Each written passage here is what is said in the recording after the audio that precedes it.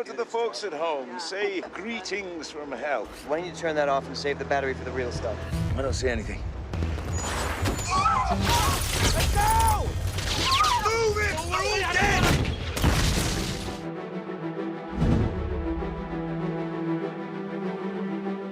When this conflict happened between Russia and the country of Georgia in August of 2008, I was, I think, sort of like an average consumer who kind of heard about it but didn't really pay attention to it too much. It was the first day of Beijing Olympics and the world's attention was there, so it was a very weird time. This is Thomas Anders, reporting in Gori, Georgia.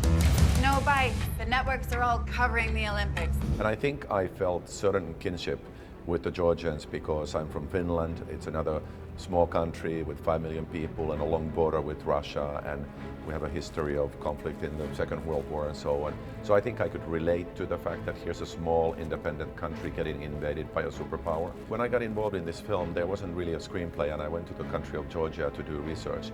And I interviewed a lot of people, found wonderful people, whether they were soldiers or refugees or journalists who had worked there during the war. That's when I soon figured out that that's how I wanted to tell the story. I wanted to tell it through the eyes of American journalists and what they go through in these battlefields, and also how they interact with the civilians. So it's not so much a soldier story, but it's a story of the people who are caught in the crossfire, and that way I felt it would be as relatable and dramatic for the audience as possible.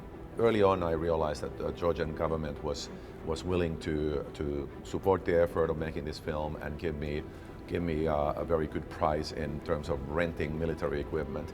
So it's very unusual that you can actually have 80 tanks and 6 fighter jets and 8 helicopters and 5,000 troops on the field in front of the camera, and you're actually directing these troops and creating battle scenes with explosions and all the stunts going on for real. So this movie has almost no digital work at all. So it's in that way, it's kind of like the old-fashioned films where whatever you saw, you could actually trust that was really created. When we decided that we were going to make Georgian president part of the story, I asked the actual president, I asked, who's your favorite actor? And he said, Andy Garcia. I said, well, that's a funny coincidence because he kind of looks like you, so he would actually be really suitable for playing you. So I just got in touch with Andy, and Andy sparked to it immediately. He was the only actor I ever went to, and he agreed to play the part, and we had a great time. When it comes to Rupert Friend's character, who is sort of the main character, the journalist in the story, I felt that it was important to find somebody who was a known actor but wasn't a superstar, so that you immediately have this kind of a safety of feeling like, well, nothing bad can happen to him. I would say that I've never done action this big right in front of you, right in front of the camera. Because being able to recreate these big battle scenes and big attack scenes on these villages during the war, there were dozens of towns and villages that were just blown away completely and destroyed. Being able to actually recreate those scenes, it doesn't get much bigger than that. The Air Force is bombing all across the country. I believe the trials we face lead us to our purpose.